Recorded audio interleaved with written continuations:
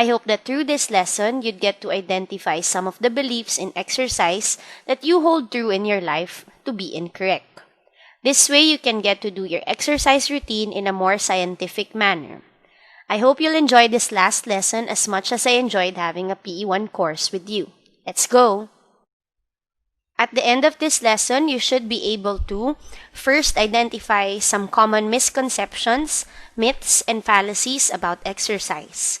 Second is for you to determine the common misconceptions on exercise held by women and how exercise actually affects a woman's body. Third objective of this lesson is for you to discover the most common misconceptions held about weight loss, asthma, and its relation to exercise. You might find yourself holding any of those beliefs, and hopefully, this lesson would give you the real facts behind those ideas. My fourth aim for this lesson is for you to hopefully prefer to dismiss these common myths and misconceptions, ultimately leading for you to believe in more scientifically researched concepts and data about exercise and fitness. Fifth objective of this lesson is to help you build new ideas about exercises from several facts that I will present. It is only through an in-depth knowledge and understanding of concepts will you be able to grasp the facts that go behind these myths. Lastly, I hope that through this lesson, you can relate your own misconceptions and fallacies regarding exercise and determine which of these misconceptions are possibly hindering you from engaging in regular exercise. This lesson will cover the following topics. First are several myths and fallacies on weight loss. I'm sure you know some already because I've mentioned parts of this in the previous lessons we've had. This lesson will debunk the belief that spot reduction and several equipment or beauty products may aid on weight loss. Parts of the lesson also include some beliefs about exercise and pregnancy, as well as exercise in the woman's monthly period. We will discuss how these beliefs can be limiting to some women and how we can possibly eliminate these notions to help you girls engage in regular physical activity. Also included in this lesson are the myths that surround asthma and exercise. Later, you will discover how exercise can be a good way to help a person with asthma instead of the other way around. Towards the end of the lesson, other myths and fallacies will be mentioned and some scientifically proven facts that debunk these misconceptions. I hope that you'd find this lesson very interesting and informative at the same time, as I find it very exciting to prove that some trends that go around the fitness industry are not true. Just like all the other lessons that we've had, prepare for a short easy or hard quiz at the end of this lesson. The test will be in the form of a true or false and a modified true or false type of quiz. Each quiz will be equivalent to 10 points. The same with every assessment tests we have, the contents of the quiz will be coming from the lesson that we have just finished discussing. So good luck and enjoy the last part of our PE course. Over the years, I have met people and listened to their interesting stories about weight loss, exercise, and the whole idea that they have about being fit. I have had the chance to hear people say that they miraculously lost 10 pounds of their weight by just drinking this kind of juice. Some also claim that by using a certain kind of equipment, they have gained some muscles on their body. I never wanted to be that person who burst their bubble of happiness. So I just let them be and let them tell me the success stories they have on their road to their fitness goals. What I have actually learned throughout the years is that people who are in their journey to fitness have always searched for the quick, easy, and miraculous route to their health and happiness. I mean, who doesn't want that, right? A magic pill that can take off all your fat and turn them into something else. Eventually, these quick solutions that many have been a witness to or have agreed to led all of us to believing into too much information. And this information we learn through word of mouth are now held as truths even if it isn't really based on anything. For quite a few years now, the fitness industry has seen an increasing trend. People are now more conscious about their health more than ever and are concerned about what to eat and what not to eat. Many fitness-related events such as fun runs, Zumba classes, CrossFits, among others, have made their way into the general masses. It is no longer a surprise that along with the trends come several beliefs about fitness that might have sprung without factual basis. For this reason, it is always important to sift the myths from the facts and learn more about things that go around in the fitness business. Yes, I mentioned business. As a smart consumer or a smart fitness enthusiast, you'd always find your way purchasing or investing on something to ensure your life of health. Being in the know about the things that go along the fitness world, you must always protect two things in your life, and those are your health and your pockets. There are products out there that claim one thing but do otherwise, and they might become harmful to you in some ways. That's why you should always be on the lookout for these kinds of things.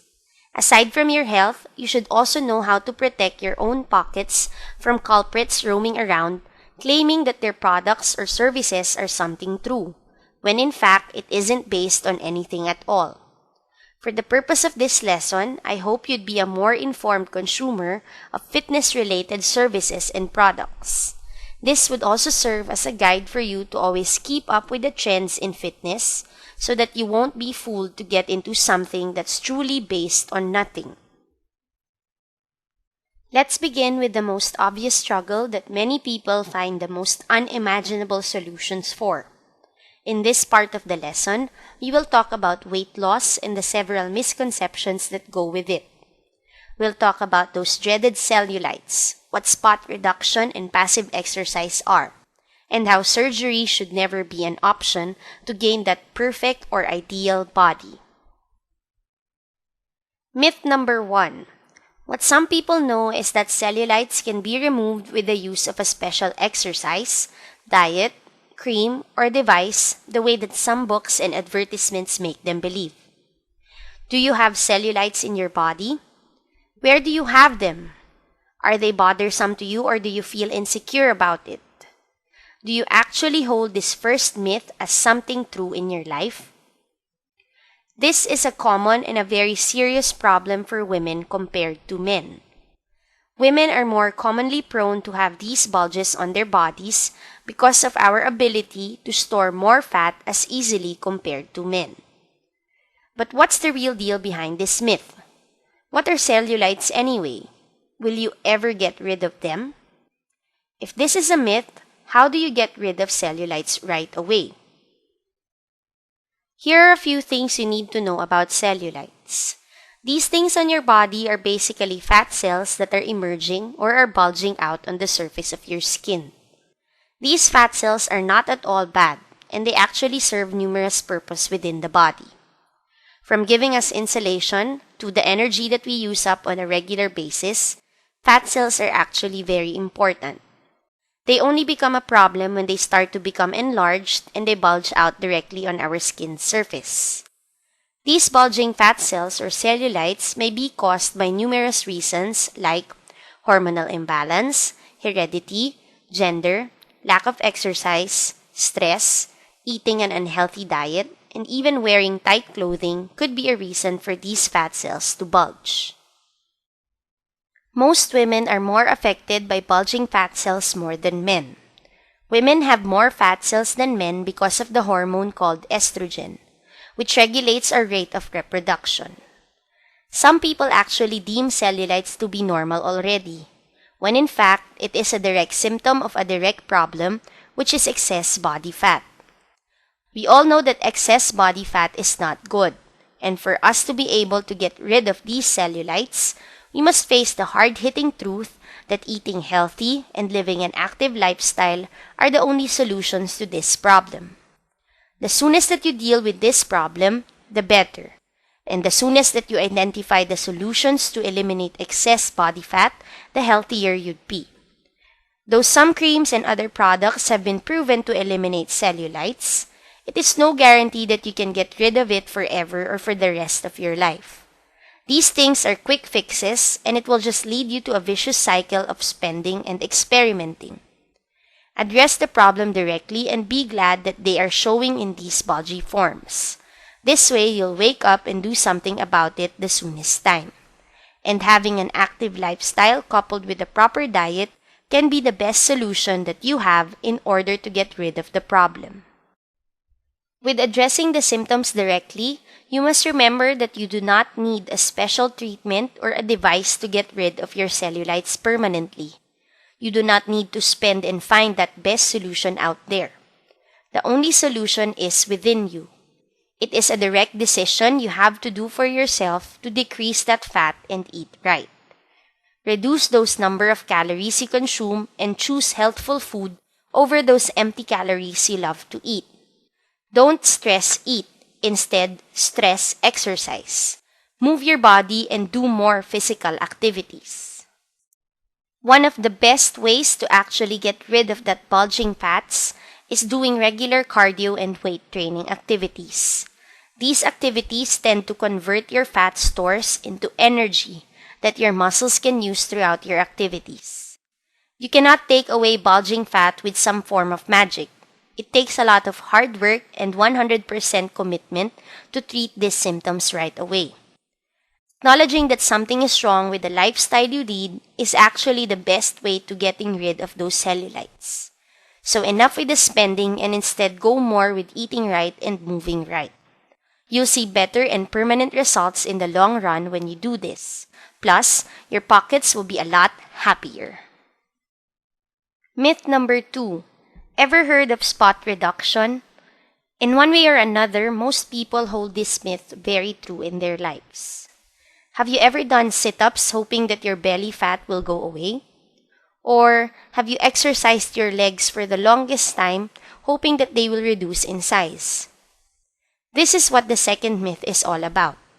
People believe that spot reduction is true, that you can take off body fat in specific areas of your body by exercising that particular body part. This has been what those infomercials have been trying to sell you, by promoting products and claiming that they can taper you off by just simply attaching them to your certain unwanted body parts. That when you wear that sauna belt, you can trim off belly fat, or when you wear that abdominal enhancer, you'd automatically get those 8-pack abs. Many of these things have been going around in the market, and they've actually been around for reasons that people actually buy them. Don't be one of those consumers who are so desperate about losing that fat. Instead, be a smart one at that and know scientifically proven facts about the human body and how it can be developed. What's the real deal behind this myth? Here are the facts. You cannot selectively exercise, bump, vibrate, or squeeze fat from a particular part on your body. No matter how many machines you use or how many sessions you attend to take that fat off on your midsection, it just won't work. You will actually end up penniless and unhappy about the end results of the products that these clinics will use on you. To top that penniless feeling, you'll also be left so frustrated because nothing is actually happening on your body, much as you want the results to be badly visible. Truth is, there are no known machines that can really taper off fat, and the reasons will be explained further in the next few slides. So what's the real deal behind this myth?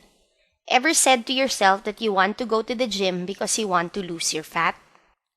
At the back of your mind, you must have had this belief that your fat will turn into muscle as you eventually start training. First things first, fat and muscle are totally different things. Take a look at this picture and see the very difference between the two. They are tissues that make up your body structure, but their functions are very much different from each other. Fat is soft, loose, takes up a lot of space in your body, and is very light, while muscle is firm, compact, takes up little space, and is heavy. Fat is readily used up by the body in prolonged exercises, particularly aerobic in nature. It is directly located on top of your muscles. As you go along your workout for a prolonged period of time, your body readily burns the fat located on top of your muscles and uses this as an immediate source of energy for your exercise. As your fat starts to burn off because of your regimen, your muscles start to build and become visible, giving you that toned and lean body image. Knowing about these scientifically explained facts, you should start changing the statements, "I want to lose my fats and turn them into muscles," into, "I want to burn off my fat and make my muscles more defined." Giving you that background about muscles and fats, here are some other things you should know on how untrue spot reduction is. Exercise affects the muscles, not the fat on that body part. Remember our discussion on the musculoskeletal system?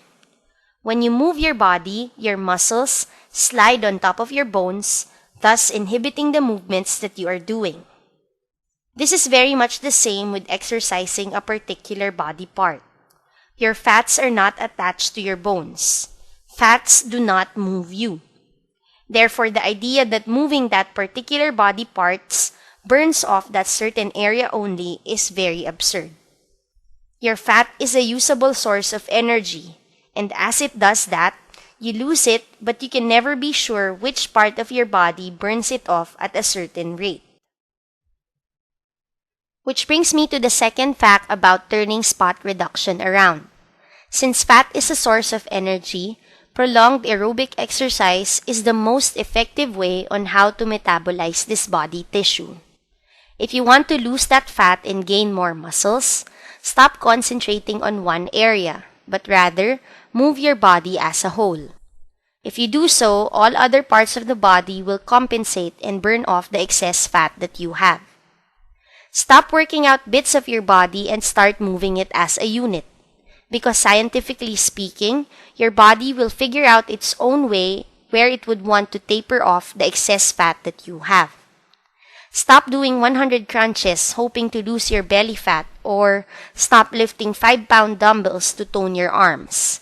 Rather, start jogging, running, or hitting that treadmill and improve your endurance.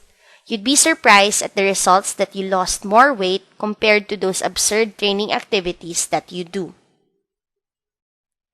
For the next myth in this lesson, you might find it surprising that people actually resort to this myth to solve their weight issues. The search for that perfect body will always be held in high regards in our society. Which brings us to myth number 3. Surgically sculpting the body with implants and liposuction to acquire physical beauty will give physical fitness and is very safe. This is very common in celebrities who appear on television. They need to alter their bodies the quickest way in order to fit a particular role. So, they take action and find the best plastic surgeon in town to sculpt, to tuck, and to enhance parts of their bodies. Then, they eventually find themselves becoming too dependent and addicted to plastic surgery, that they end up looking like a totally different person.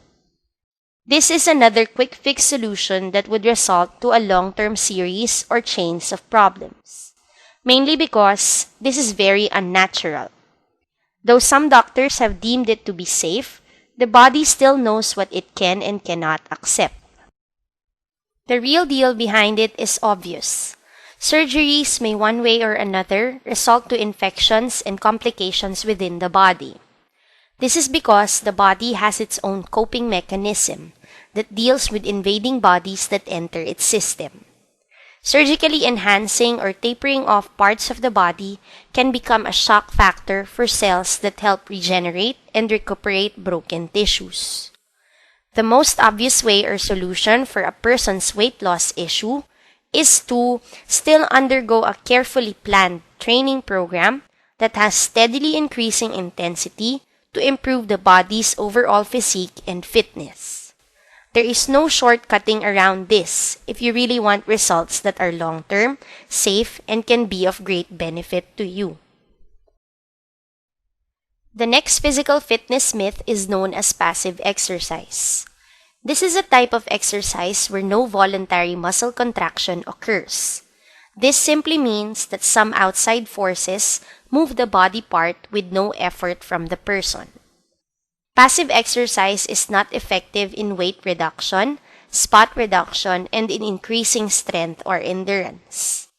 Wearing rubberized suits, taking steam baths, and using mechanical fat vibrators are some examples that we will take a look at in the next few slides. Some people actually believe and know that these kinds of practices may be very effective to both weight and spot reduction, as well as the increase in overall strength and endurance. We will take a look at each examples in depth and understand the scientific facts that go behind these concepts. Let's begin by taking a look at this great myth. I'm sure you've seen this around the parks or within your neighborhood. A person entirely covered with a semi-rubber or semi-plastic material all over his or her body while running. Or you might have done this one way or another. People actually believe that when you wear this kind of material, fat easily burns off. But newsflash everyone, this is not true and it does not in any way aid in permanent weight loss. Let's look at the science of sweat. People perspire mainly for reasons that the body needs to cool down. In order for the body not to overheat and experience extreme increase in temperature, it releases water in the form of sweat through the open pores of the skin. People have this belief in their mind that if they're sweating, they're losing weight. That's why they wear fancy suits that make them sweat more. We'll take a look at this further in the next slides. I've already mentioned earlier that sweating is the natural response to an increase in temperature within and outside the body. As the body experiences this continuous increase in temperature, the sweat receptors beneath the skin releases more and more fluids. And we all know what happens when you continuously lose fluids within your body. You eventually become dehydrated. This continuous loss of fluids for a long period of time can lead to weakness, disorientation, and worse, heat stroke. Obviously, that's not something anybody wants when exercising. That's why it is always advisable to wear materials that are loose, comfortable, and breathable when exercising. This is to prevent the body from excessive water loss and other adverse reactions, as well as the proper evaporation of sweat from the body to cool off from the increased temperature. Last fact you need to know about rubberized suits is that it's very much misleading. People are made to think that they are losing their fats as they sweat. Remember how fats look like from the previous slide? Can you just imagine fats oozing out from your pores as you sweat? That would be a sight to see. But seriously speaking, rubberized suits condition people to think that as they sweat, they lose more weight, when in reality, the body only loses fluids. If you have caught yourself doing this one way or another, you should totally stop and look at the facts. This way, you can be sure of training or exercising under safe conditions at all times. The second form of a passive exercise are steam baths. People have long believed that using a steam bath actually aids in melting fats within the body. The hard-hitting truth is that no matter how many portable steam baths you purchase and how many steam bath establishments you use, you will only end up losing your time, money, and effort. Here are some facts that you need to know about steam baths. First is that they actually do not melt off fats. As I've been mentioning over and over again during our spot reduction discussion, fat is something that needs to be metabolized, something that can be turned into energy. In order for you to decrease its amount within your body, you must move and exercise. Second thing you need to know is that steam baths only make you perspire or sweat. It will never be fat that's going to ooze from your pores. And no matter how long a time you'd spend within these baths, your fat will still be there within your system. You may lose a few pounds after a steam bath because of the loss of water, but this will only be temporary. Though fats cannot be lost from such practice, there are other beneficial effects that steam baths can bring to the body. It can actually be of good help in relieving stresses of the body and mind. This has been a common practice of Japanese people when they want to unload the stresses of their daily living. Athletes also tend to use this after their games to help them unwind from the pressures and stresses of their activities. Lastly, even though it may not help a person lose weight permanently, it may generally help in detoxifying from life's pressures. So, the effect of steam baths are largely psychological more than physical. If your goal is a permanent weight loss program that helps you build endurance and strength, steam bath should be off your priority because it's a quick fix that will only make you frustrated in the end. Let's now dwell on the last example of a passive exercise, which are mechanical fat vibrators. Myth says that these fat vibrators shake off extra fat and remove extra flabby areas of the body. Products have been sold in the market promoting that these machines aid in permanent weight loss. The funny thing is, people actually buy them and use them hoping to solve their weight issues. This form of passive exercise may end up depleting you of your financial resources if you buy the commercials that they are promoting almost everywhere. Just like the two passive exercise, there are no known scientifically proven facts that support these claims. As I've been mentioning many times over, fat needs to be metabolized. It cannot be shaken off and bounced into different shapes, no matter how hard you try and how much you spend for it. From the discussions that we've had on the slides, I think you have a clear picture on how the body works in terms of weight loss activities and the myths that go with it. I hope that you still remember the formula I gave you on how to lose that excess weight permanently. From the previous discussions we've had on weight loss and dieting practices, I'm still going to repeat what I've said and discussed before. The best way to lose fat is through awareness of caloric intake, coupled with regular exercise and physical activity. Remember that the myths I gave you are shortcuts and they can only give you temporary happiness. The formula can definitely give you a good path to your permanent weight loss goal. There are no shortcuts and nobody should be attempting to try to accomplish too much and see results happen as fast as they want. It will always be a constant and conscious decision you have to make in order for you to achieve your goals, and in order for you to be successful in your pursuit to have that ideal body you have in your mind. The trick is that once you are conscious about your decisions, you have to become consistent. As you go along with consistency, you will surely be set to a lifetime free of health-related diseases and other complications. You have seen some very common myths and misconceptions on weight loss. In this part of the lesson, we will dwell on exercise and its relationship with pregnancy. Do you think people who are pregnant are supposed to exercise or forget about exercise completely? Questions like, is it safe to exercise when you're pregnant? Or, will a mother have a miscarriage when exercising? Comes to mind when this topic is introduced to childbearing women. For women out there, I hope that this part of the lesson will serve as a total eye-opener as to what women are supposed to be doing to their bodies when they are conceiving. In this part of the lesson, we will look at the facts behind myths and misconceptions surrounding pregnancy.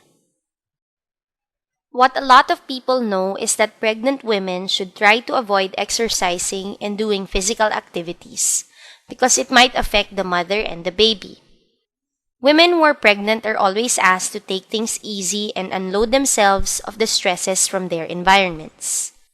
The particular thought of exercising while pregnant is something that most women avoid because of fear that this will affect them and their babies. Gladly, this train of thought have seen dramatic changes in the past years, where fitness industries and experts have found ways on how to still maintain the body even if a woman is pregnant. There is an actual science behind this myth that would help you better understand if exercising is important for pregnant people, and we will also take a look at them carefully in the next few slides. The real deal behind pregnancy is that women should not abandon exercise completely. According to the American College of Obstetricians and Gynecologists, exercising for 20 to 30 minutes in most or all days of the week can be beneficial to pregnant women, provided that their physicians have given them a go signal to engage in regular physical activity, and that they have deemed it to be safe both for the mother and the child. A woman who is pregnant is encouraged to strengthen her body during the time of her pregnancy, so that her body will be prepared for the delivery as well as in taking care of her young. But how much exercise and what kind of exercises are usually allowed for a pregnant woman? We will take a look at these things in the next part of the lesson. So how much exercise and what kind of exercises are advisable for pregnant women?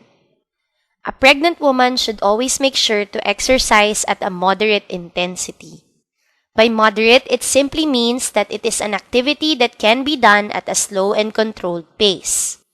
Exercises such as swimming, walking, and yoga may help improve a pregnant woman's endurance and flexibility. Weight training could still be incorporated as long as the amount of weight lifted is not too strenuous for the mom and should be advised more of in a seated position to lessen weight-bearing activity. One major benefit of exercising during pregnancy is that it actually prevents excessive weight gain for women. When the body is active, its metabolic functions also become active, boosting the mother's overall immune system and internal organ functions, thus supporting the baby through its proper growth and development. However, all of these things should not be done haphazardly. A pregnant woman should always check with their attending physician if she can engage in any kind of exercise. This way, she will be guided as to what kinds of activities she can and cannot do. Since most pregnant women are already advised to engage in regular exercise, the most advisable thing to engage in are non-weight-bearing activities. Meaning, if you are going to carry dumbbells, make sure that you are comfortably seated or are wearing the right kind of footwear to support your weight throughout the activity. This is the reason why out of all the possible activities, most physicians would actually recommend swimming, because water provides less resistance and is very low impact in nature. Expecting mothers need to engage in non-weight-bearing activities so that they can lessen the stresses on their body. Remember that any external factor can become an extra load for the mother because she is carrying a baby inside her womb. In case of weight-bearing activities, mothers should strictly feel and observe their bodies if the activities are becoming too strenuous.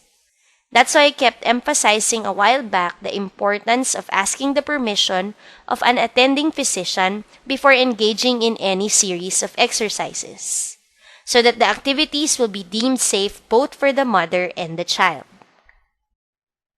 Though there are exercises that can be performed by pregnant people, there are still contraindications to this practice.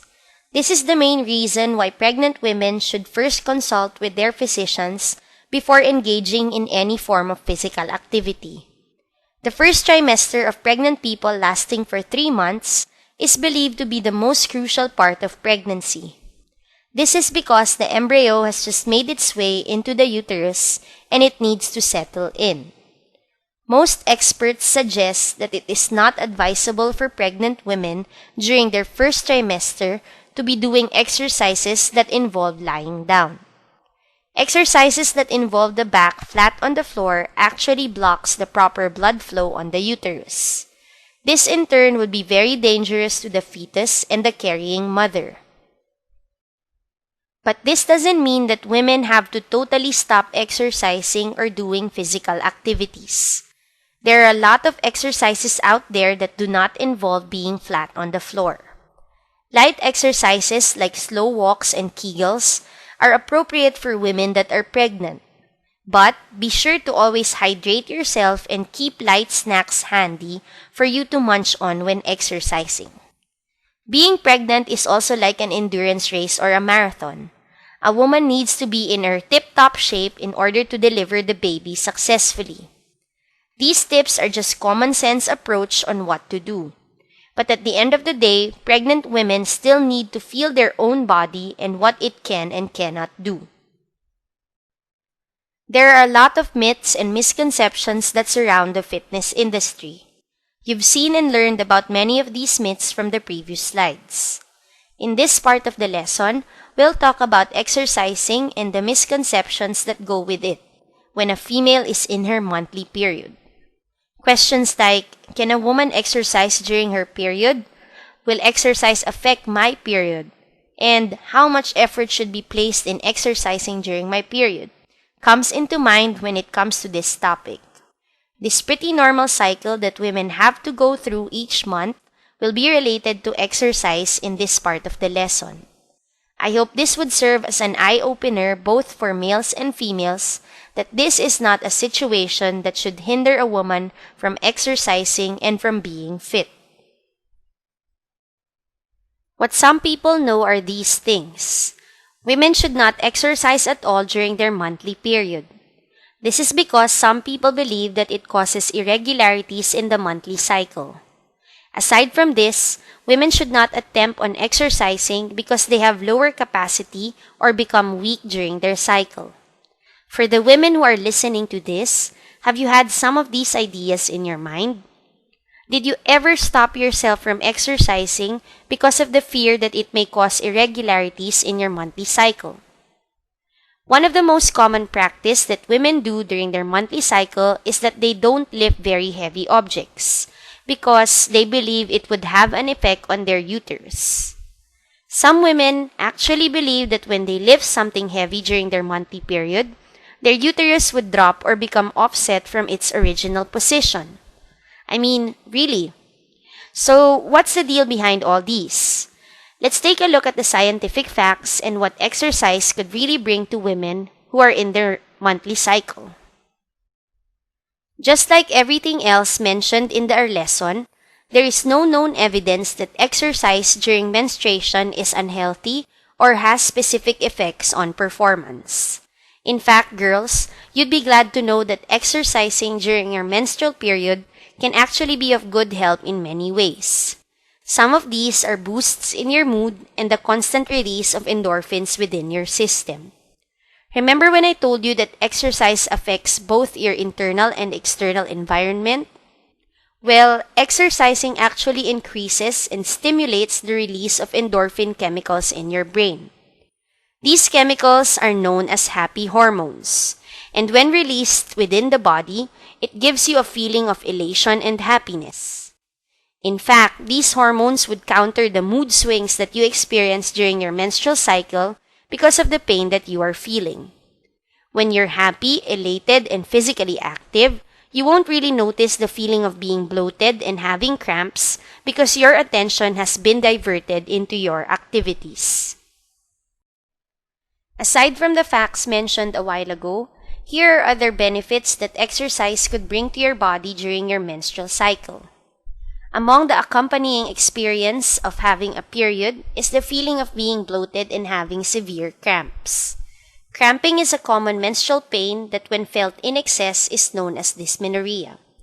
Though the evidence of relieving pain during dysmenorrhea is still unclear, some studies have shown that exercising can relieve menstrual cramps because it improves the circulation of the blood within the uterus. It is very much advisable for women to exercise even if their cycle is happening because of these said effects. Having a menstrual cycle should not be a hindrance to remove yourself from the training wagon.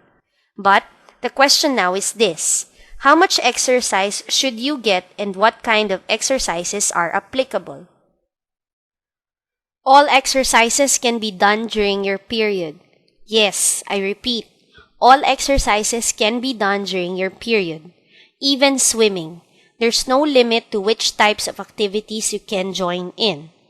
Why did I emphasize swimming as an activity? Here's another myth. Women have long believed that when they get in the water, their period will keep on gushing. But reality is, once the body gets submerged in water, the period temporarily stops. The only hassle is when you get out of the water where it comes back again. But it's still up to you if you want to put this activity in your options. Another thing you have to remember is that when you are engaged in any activity, there's only one thing that you should avoid. Do not perform headstands and inversions. This activity promotes vascular congestion. It is where the blood vessels of your uterine wall swells or engorges, encouraging more bleeding and cramps to occur. All other activities are allowed, and you cannot limit yourself just because you are in your monthly cycle. The trick is, still listen to your body and enjoy what you are doing. Knowing all of these things, how much are you supposed to exert every activity?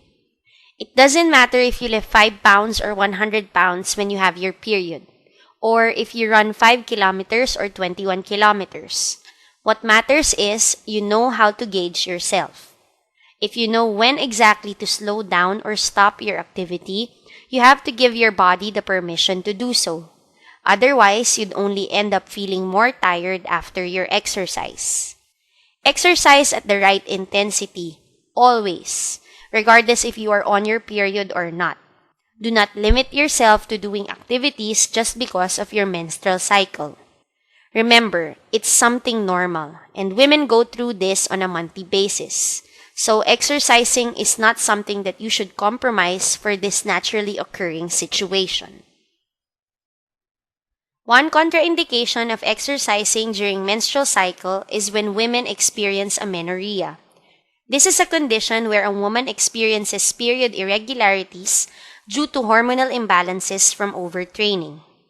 Remember when I said that you have to gauge your intensity and your level of exertion? This has something to do with that. When you are overworked and you overtrain yourself, or when you have just begun exercising, your body starts to adapt from the load or stress that you have put it into, and you might possibly experience amenorrhea. This is not normal, and you should have yourself immediately checked by a doctor. This is also a sign that you should lessen the intensity of your workout, and you have to slow down on some of the activities that you do on a daily basis, so that your hormones may go back to normal. Remember that your activities are limitless, but your intensity is not. The trick is to listen to your body and exercise at the right intensity. Know when enough is enough, so that in the long run of your fitness journey, you are sure to be safe and healthy from all of your activities. Let's now go to our next topic, which is all about having a condition known as asthma. Do you have asthma? Are you experiencing shortness of breath every time you move? Do you think it is safe for people with asthma to undergo physical exertion? In this part of the lesson, we will try to distinguish between misconceptions and facts so that if in any case you are currently suffering from this condition or you know anyone who is, you already know what you can and cannot do. What some people know is that exercising stimulates asthma attacks. Therefore, it must be totally eliminated from a person's lifestyle. Do you have asthma? Have you experienced this in your life? Asthma is a health condition that can be acquired for many reasons. It could come from your gene pool where one or both of your parents have asthma. It could also be caused by factors found within the environment, like exposure to cigarettes, smoke belching, or inhaled chemicals. This is a condition where the bronchioles of the lungs tighten and do not allow oxygen to freely pass in and out of the lungs.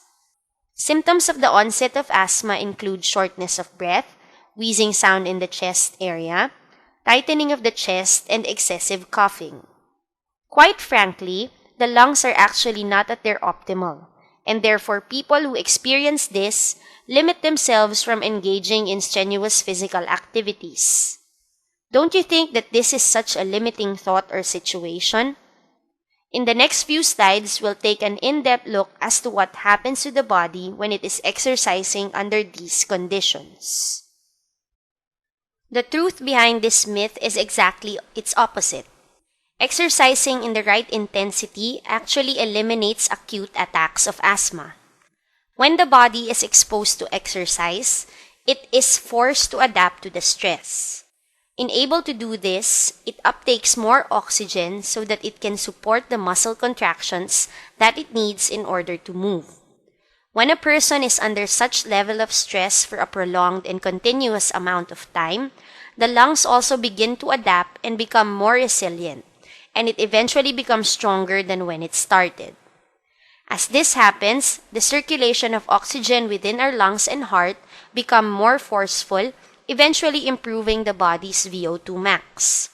If you forgot what VO2 max is, it refers to the maximum amount of oxygen that the body can utilize during intense or maximal exercise.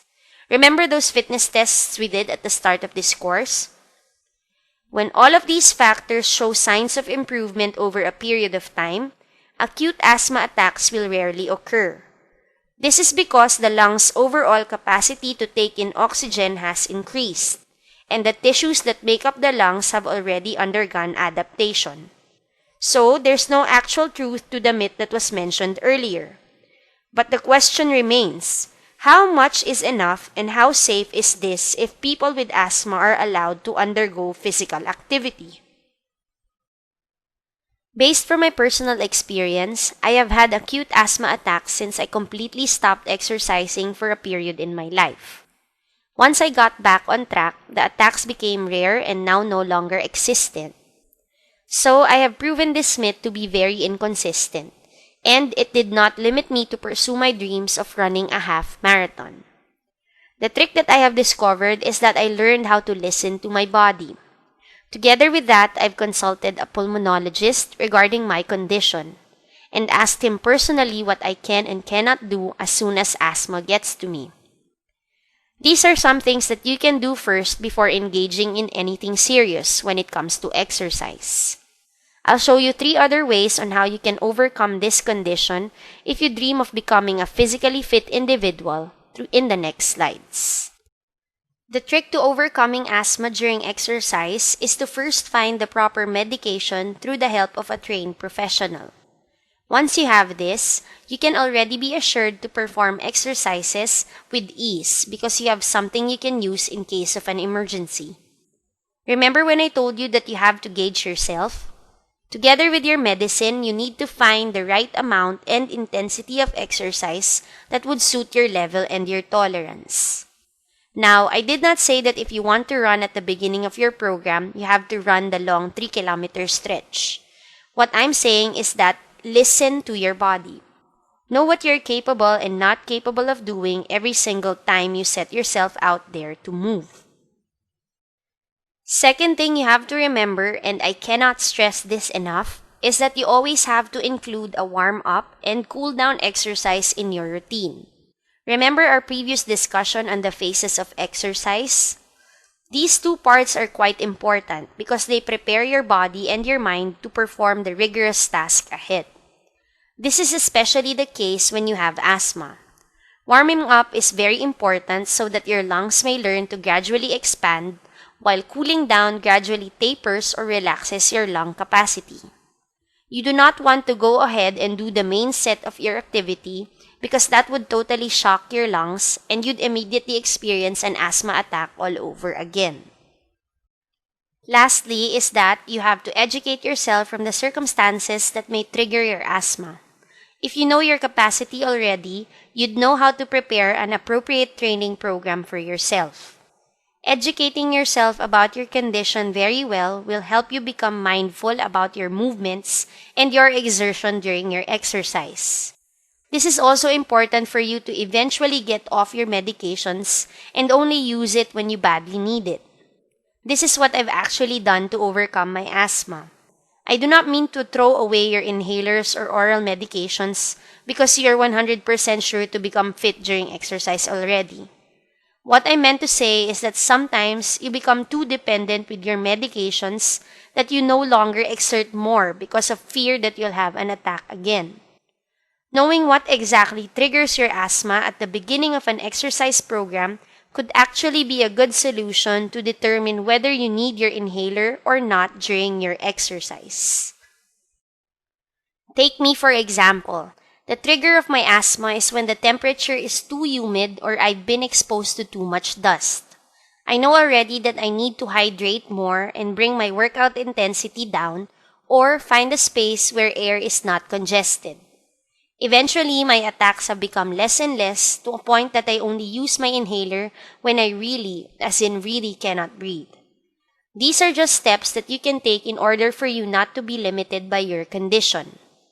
I cannot say that having an asthma is normal, but there are always ways to work your way around it if you really want to be physically fit.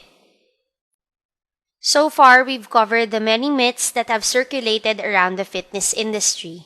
Some myths have actually circulated the fitness industry for the longest time. I believe that it is one of the many responsibilities I have as a fitness professional to shed light on these myths. For added information, I'll just put these other myths and fallacies on exercise.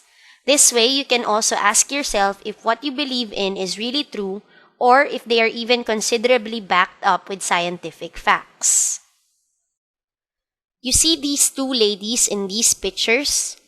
This has something to do with our myth number 11, which is this: women will get bulky and have big muscles if they lift weights. This has always been the elephant in the room every time a woman decides or is recommended to undergo weight training activities.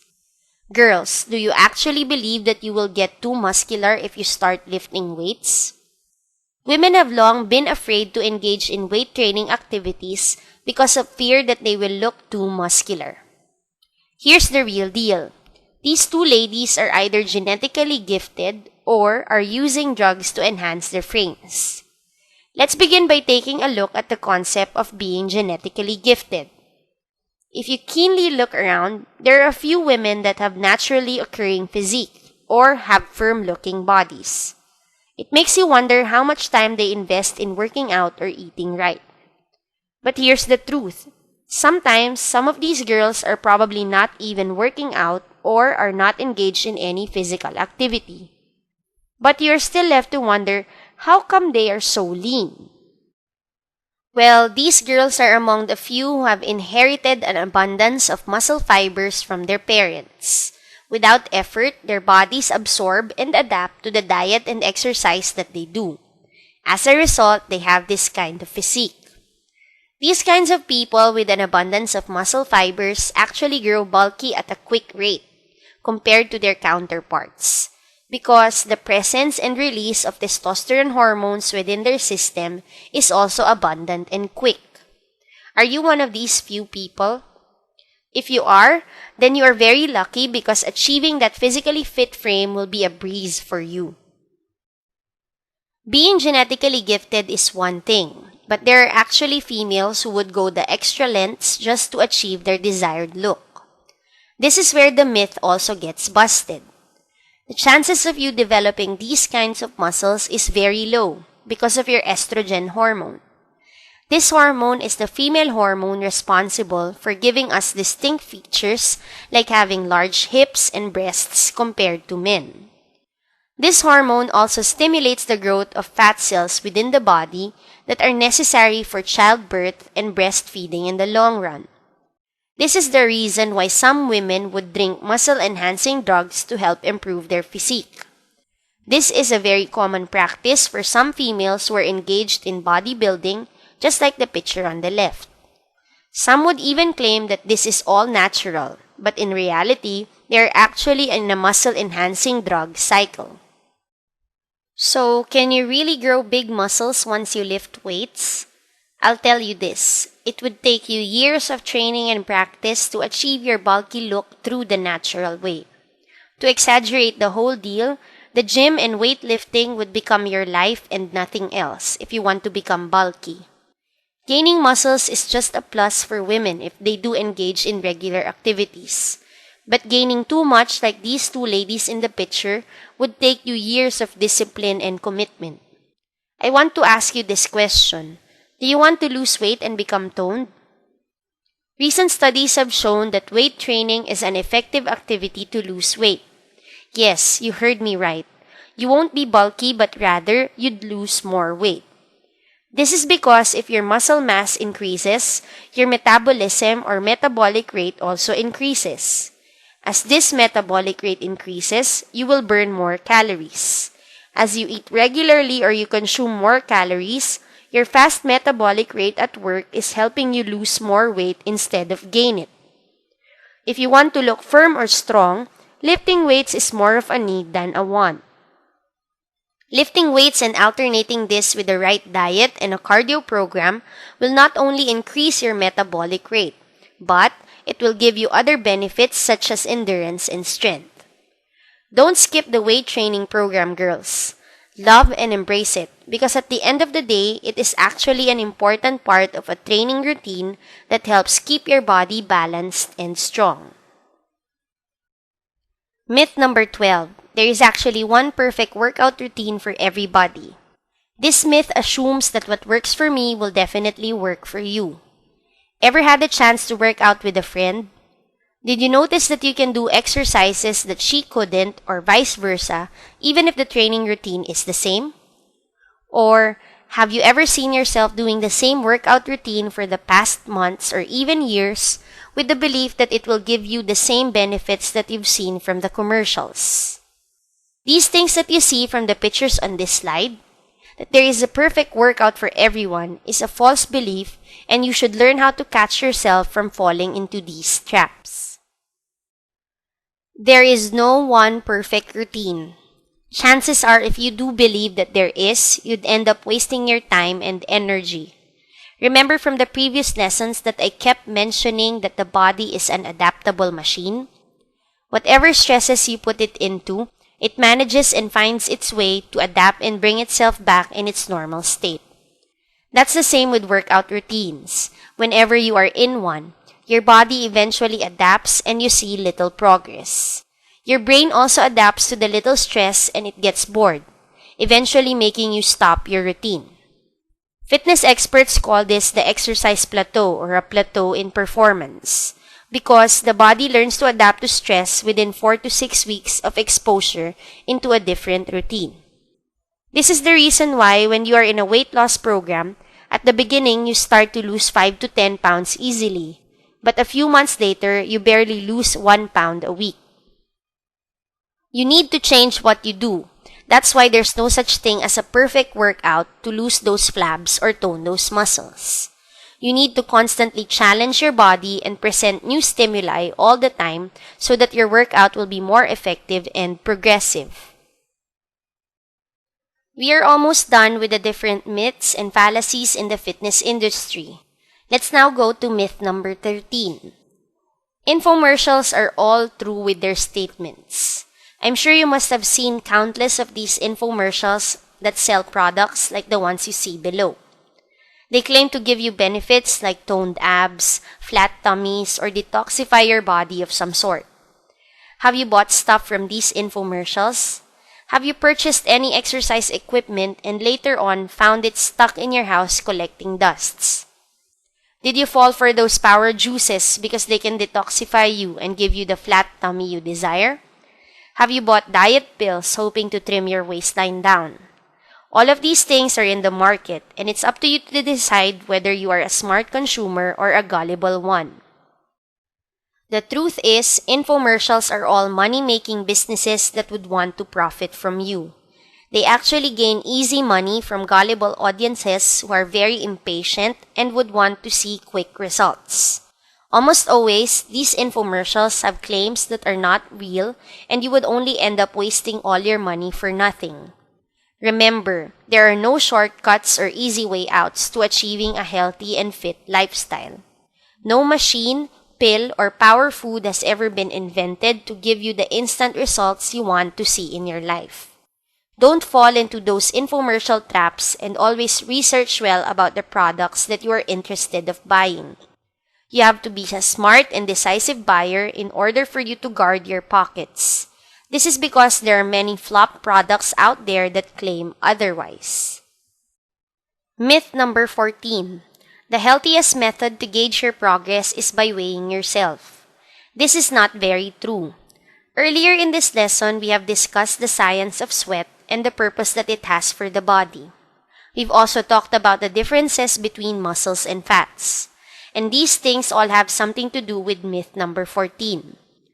Do you weigh yourself before and after a workout? Do you feel bad every time the weighing scale tells you otherwise, especially when you've put so much effort into your routine? Let's take a look what's behind this myth and why it is one. Weighing yourself after an intense exercise is sometimes misleading. When you do this very often, you'll get frustrated with the cycle because the scales do not tell you what you want. Fact is, you are losing only water weight and can regain it back after replenishing your body with fluids. The weighing scale does not have the capacity to measure your fats, muscles, and bodily fluids separately. It only reads these things as one or as a whole. Therefore, it is not very accurate to measure yourself every time and base your progress solely on these readings. What's the best way to measure your overall progress? The best way to gauge yourself is to specifically compare your level of fitness. That is, you take a look where you've been and where you are at the present, just like this picture. This shows a before and after shot of the girl's hip flexibility improvement. Progress is also seen at looking at how far you can sustain your running form at present compared to the time that you've started, or how heavy you can lift a 50-kilogram barbell now compared to you starting at just 10 pounds, or even how you physically look when you measured your waist at 30 inches, now it's down to 26 inches. The weighing scale does not accurately give you all these, and basing your performance solely on the use of it will only make you feel frustrated. So ditch the scale because ultimately when you work out, muscle mass will increase and you already know that it is a lot heavier than fat.